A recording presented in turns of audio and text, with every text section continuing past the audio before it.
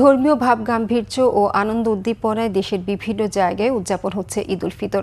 চট্টগ্রামে সিটি কর্পোরেশনের ব্যবস্থাপনায় জমিয়তুল ফালাহ মসজিদ ময়দানে সকাল ৮টায় হয় ঈদের প্রধান জামাত। এতে অংশ নেন উপদেষ্টা ফারুক-ই-আজম বীর প্রতীক, city mayor doctor Shahadat Hossain, সাবেক মন্ত্রী মীর মোহাম্মদ নাসির উদ্দিন সহ অনেকে।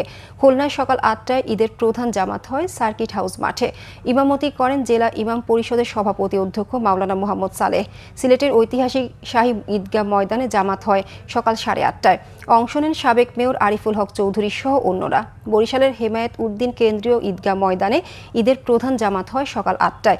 রাজশাহীতে ঈদের প্রধান জামাত হয় সকাল 8টায় হযরত শাহ মখদুম রহমতুল্লাহি আলাহি কেন্দ্রীয় ঈদগাহে। ময়মনসিংহে প্রায় 2,500 মাঠ ও মসজিদে পবিত্র ঈদ উল ফিতরের জামাত হয়েছে।